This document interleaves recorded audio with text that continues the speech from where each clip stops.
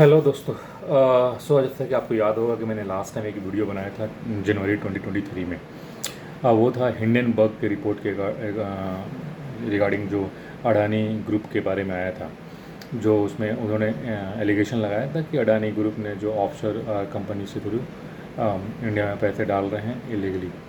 तो खैर उस रिपोर्ट के बाद जो आप लोगों को याद होगा, आपने देखा ही होगा, लास्ट एक साल हो गया उसके बाद अडानी का ग्रुप लगभग जो है सारे स्टॉक 60 से 70% back to back lower circuit market पे जो है गिर चुके थे। उसके बाद से फिर अडानी ग्रुप पे इतने सारे एलिगेशन लगे, अपोजिशन ने इतने सारे अडानी के लेकर के बात मुद्दे उठाए, उस पर सेबी का जांच हुआ, सुप्रीम कोर्ट पे केस गया, सुप्रीम कोर्ट ने अलग कमेटी बनाई, सेबी ने भी उस पर जाँच करा और उसके बाद उसको क्लीन चिट मिल गई एक तरह से देखा जाए।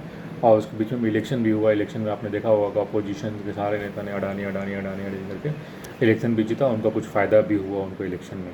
मतलब ये हिंडनबर्ग रिपोर्ट के बाद अडानी ग्रुप का जो है 60-70% गिरना, उसके बाद पार्लियामेंट में अडानी को लेकर के बात करना, उसके बाद वो फिर क्लीन चिट मिलना सेबी के थ्रू। सेबी ने जांच किया, सेबी को भी सुप्रीम कोर्ट ने बोला कि आप जांच करो, सेबी ने भी उसको क्लीन चिट दे दी। तो लगभग अभी 1-1.5 साल हो गए उस रिपोर्ट के बाद। तो कल फिर से हिंडनबर्ग वहाँ का रिपोर्ट आया। अबर जो रिपोर्ट आया वो सेबी के अगेंस्ट आया रिगार्डिंग हिंडनबर्ग। अडानी के ही था, बट अडानी के जो केस में कुछ नहीं हुआ, उन्होंने एलिगेशन लगाया था। तो इंडिया ने उसे क्लीन चिट दे दिया, सुप्रीम कोर्ट ने क्लीन चिट दे दिया, सेबी ने जांच नहीं किया। तो सैटरडे को जो आया उसका रिपोर्ट हिंडनबर्ग का, वो ये बोल रहा है कि क्यों सेबी ने क्यों जांच नहीं किया, सेबी ने क्यों जांच नहीं किया हिंडनबर्ग रिपोर्ट जो अडानी के ग्रुप के बारे में। उसका कारण ये है क्योंकि जो सेबी का चेयरपर्सन अभी हैं, उनके हस्बैंड जो हैं, उनका पैसा जो लगा हुआ है वो जो ऑफशोर कंपनी है अडानी का, जो शॉर्ट सेल वाली कंपनी थी, जो उन्होंने मॉरिशस में था और एक जगह और था, तो वहाँ पे इनका भी पैसा लगा हुआ था। जब इनका पैसा लगा हुआ था, इनके हस्बैंड का लगा हुआ था, तो ये जाहिर जांच करती थी, इनके बारे में खुद आया था। तो इन्होंने जांच को किसी तरह से जांच को इन्होंने सही से नहीं करा है। तो कल जो एलिगेशन आया है वो फिर से आप अगर देखोगे, न्यूज़ वगैरह देखोगे, ट्विटर वगैरह देखोगे, तो एकदम यही छाया हुआ है। तो अब ये तो चूँकि हिंडनबर्ग वाले ने बड़े चालाकी से 2 दिन का टाइम भी दिया, सैटरडे को निकाला, पूरा सैटरडे कल नाइट से चल, कल सुबह से ही चल रहा है हिंडनबर्ग, आज पूरा उस पर डिस्कशन चल रहा है ताकि ये नेगेटिव सेंटीमेंट हो जाए। और फिर मंडे को जब मार्केट हो तब तक ये पूरी की पूरी एक एडवर्टाइज हो जाएगा उसका, उनका रिपोर्ट का मार्केट सेंटीमेंट के लिए नेगेटिव बन जाएगा। तो मंडे को या तो उनके अकॉर्डिंग मंडे को पूरा गैप डाउन खुलना चाहिए, मार्केट क्रैश होना चाहिए। और इसके बदले में उन्होंने अपना शॉर्ट ले रखा है उनकी, चूँकि हिंडनबर्ग एक शॉर्ट सेल कंपनी भी है, तो उन्होंने इंडिया पे शॉर्ट लेकर बैठा हुआ, रिपोर्ट आया उसका, उनको फ़ायदा कमाना चाहते हैं।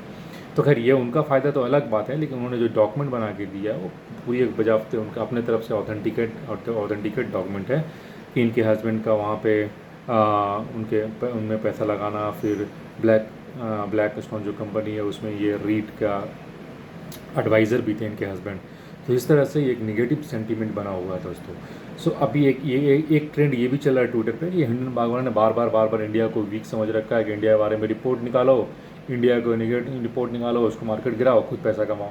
तो कितना लोगों का ये भी मानना है कि ये हिंडनबर्ग वालों का चाल भी है। तो आप क्या करते हैं कि वो कमाने के लिए ऐसा कर रहे हैं, शॉर्ट किए हुए हैं, तो हम लोग मिल करके इंडिया को कल अप कर दें। तो अगर कल मार्केट पॉजिटिव जाता है तो इनका बहुत नुकसान होगा। तो कितना लोगों का ये भी है, लेकिन ये ऐसा नहीं होता, ये मार्केट है, ये कोई सेंटिमेंटल गेम नहीं है, ये कोई पॉलिटिक्स नहीं है कि उसके बारे में हम सपोर्ट कर दिया तो लोग उसके पीछे पीछे बढ़ गए। यहाँ पे दुनिया का सबसे स्मार्ट माइंड होता है, दुनिया के सबसे ब्रिलियंट जो माइंड होता है वो मार्केट में लगता है। इसलिए यहाँ पे सब प्रोफेशनल लोग हैं, यहाँ पे सबको पैसा कमाना है। तो ऐसा नहीं है कि मार्केट गिरेगा तो नुकसान होगा, सब नुकसान पब्लिक का होगा, लेकिन जो शॉर्ट सेल करते हैं, जो बड़े शार्क बैठे हुए मार्केट में, वो एक्चुअल पैसा मार्केट गिरने पे ही कमाते हैं। क्योंकि जब मार्केट के बारे में जब कोई नेगेटिव न्यूज़ आता है तो मार्केट एकदम लिफ्ट की तरह गिरता है, धड़ाम से गिरता है 5-10%। तो ये जब जो शॉर्ट सेलर होते हैं, जो बहुत बड़े बड़े शार्क होते हैं, वो अक्सर ऐसे सिचुएशन के लिए वेट करते हैं और ऐसे सिचुएशन में ही पैसे कमाते हैं। और जो आम निवेशक होता है वो तो SIP करता है, तो साल का 12% का वेट करता है। तो मान लीजिए आपने SIP करके 15 लाख लगाया, 10% आपको साल को मिल रहा है। और जो शार्क होते हैं वो कुछ नहीं करते, वो मार्केट या तो बॉटम पे हो तो पैसा लगाते हैं अप जाने के लिए, या बॉटम टॉप पे हो तो वेट करते हैं कुछ नेगेटिव सेंटीमेंट आए ताकि वो मार्केट को शॉर्ट कर सकें। तो ऐसे ऐसे सिचुएशन में जो शॉर्ट सेलर होते हैं वो इस सब रिपोर्ट से खुश होते हैं, और मार्केट का जब सेंटीमेंट नेगेटिव होता है तो वो इससे बहुत अच्छे पैसे कमाते हैं दोस्तों। इसलिए यहाँ पे लोग बोलते हैं कि नहीं, हम लोग मिल करके मार्केट को अप कर देंगे। यहाँ मिल के कुछ काम नहीं होता है कभी भी मार्केट में। ये यूनियन वैसा यूनियन नहीं है कि हम इस गवर्नमेंट के खिलाफ हमने झंडा उठा लिया और पीछे पीछे चल दिया। ये मार्केट दुनिया का सबसे स्मार्ट माइंड होता है, और ये सब अपॉर्चुनिटी होता है हम लोगों के लिए होता है कि मार्केट गिरेगा तो हमारा नुकसान होगा, क्योंकि हम लोग सिर्फ पैसे खरीद करके स्टॉक खरीद करके वेट बढ़ने का वेट करते हैं। लेकिन जो एक्चुअल शार्क होते हैं वो मार्केट गिरने पे ही पैसा कमाते हैं, क्योंकि गिरने पे जल्दी पैसा कमा लेते हैं। जब मार्केट सेंटीमेंट खराब हुआ, कुछ बैड क्रैश हुआ है, नेगेटिव न्यूज़ आया, तो मार्केट धड़ाम से गिरता है। धड़ाम से गिरता है मतलब मान लीजिए कि मार्केट 6% गिर गया या 8% गिर गया, तो एक दिन का शॉर्ट सेलर को 8% करना है। 8% बढ़ने में लगभग साल लग जाते हैं, 8-10 महीने लग जाते हैं, उसमें भी वेट करना पड़ता है। तो इसलिए नेगेटिव न्यूज़ आने पे लोग ऐसा बोलते हैं कि नहीं गिरेगा या गिरेगा। ये तो खैर मार्केट में कुछ चलता ही नहीं है। मार्केट में क्या चलेगा, क्या न्यूज़ आ जाएगा उस पर चलेगा। तो खैर अभी मार्केट ये कल के लिए तो सेंटीमेंट नेगेटिव है, बट चूँकि ये एक साल पहले ऐसा हो चुका है तो इसलिए मोर ऑन लेस उतना नेगेटिव सेंटीमेंट नहीं बनेगा।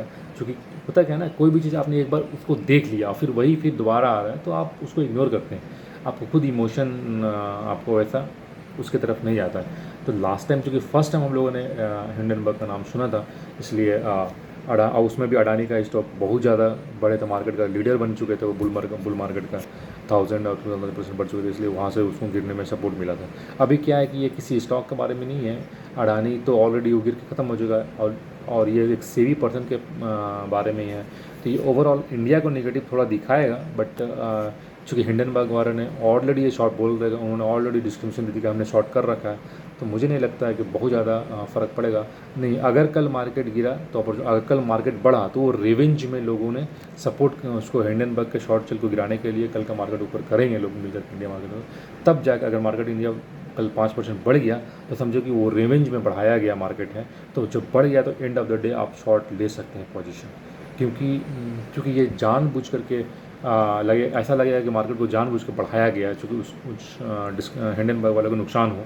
तो जब अगर रियल में बढ़ जाएगा कल मार्केट तो मुझे लगता है कि वहाँ पे आप लास्ट में एंड ऑफ द डे आप पुट पोजीशन ले सकते हैं, आप मार्केट को शॉर्ट कर सकते हैं नेक्स्ट 1 वीक के लिए। ऐसा कुछ क्योंकि कल तो रेवेन्यू बढ़ाया जाएगा, लेकिन हो सकता है नेक्स्ट कल उसके बाद अपोजिशन वाले पार्लियामेंट में इसका मुद्दा बहुत बढ़िया उठाएंगे। ये जरूर जांच का विषय, फिर से ये जांच होगा, क्योंकि अपोजिशन को बैठे बैठे ऑलरेडी वो अडानी के बारे में लेकर के नेगेटिव थे अभी तक, और कल फिर से एक नेगेटिव न्यूज़ मिल गया, तो अपोजिशन तो इसको छोड़ेगा नहीं। और हो सकता है कि कल मार्केट के जो दिग्गज, इंडियन मार्केट के दिग्गज है म्यूचुअल फंड वाले, कल मार्केट को अप रखे ताकि हिंडनबर्ग का जो न्यूज़ है वो न्यूट्रल हो जाए। तो कल हो सकता है कि मार्केट ऊपर जाए रेंज में, तो आप कल एंड ऑफ द डे आप पुट शॉर्ट कर सकते हैं मार्केट को नेक्स्ट 1 वीक के लिए या नेक्स्ट कुछ दिनों के लिए, क्योंकि कल हो सकता है पोजीशन को उतना मौका ना मिले। जो नेक्स्ट पार्लियामेंट में इस मुद्दे को अच्छे से जांच करवाएंगे, मुद्दा उठाएंगे, सेंटीमेंट निगेटिव बनेगा ना बनेगा कुछ दिन बाद।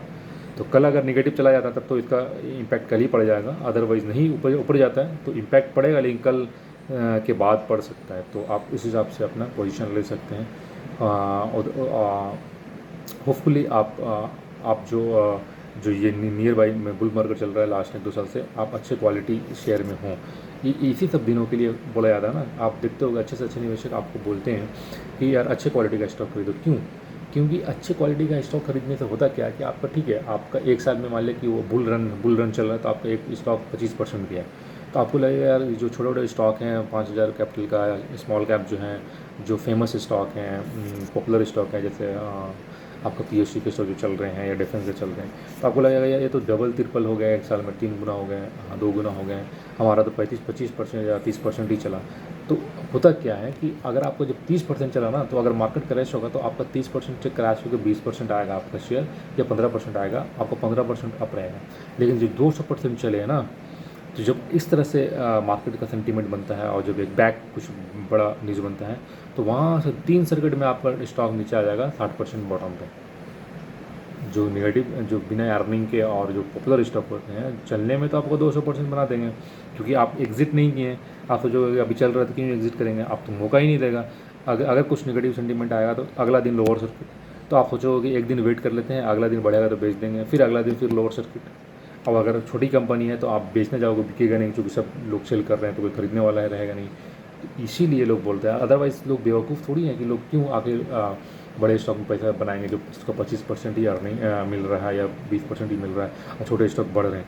क्योंकि बढ़ तो रहे हैं, लेकिन लॉन्ग टर्म में एक साल में मान लीजिए 200% बढ़ेंगे, आप एग्जिट नहीं है और सडनली कुछ चीज़ें, कल आज जैसा न्यूज़ आ गया वीकेंड पे, अब मंडे को डायरेक्ट ओपन करेगा, अब बेच नहीं पाओगे क्योंकि सारे बेच रहे हैं, लोअर सर्किट मार दिया, बेच नहीं पाओगे, फिर नेक्स्ट डे लोअर सर्किट मार दिया, नेक्स्ट 3 दिन में आपका 60% गिर गया, तो आप क्या कमाएं? आपने 100 का 200 किया, 60% गिरा, आपका आ गया 80 में। तो इसीलिए कहा जाता है कि लॉन्ग टर्म के लिए good quality stock. Short term में आप इस तरह के स्टॉक जो मोमेंटम में है उसको आप प्रिफर कीजिए, वहाँ 100% हुआ निकल जाइए, तब तो आप बेनिफिट हैं। अदरवाइज अगर आप सोच रहे हैं लगा के हम छोड़ देते हैं 10 साल में, और जो एक साल में 100% बढ़ रहा है, वो 5 साल में 100% के सीएजर नहीं दे सकता ब्रदर।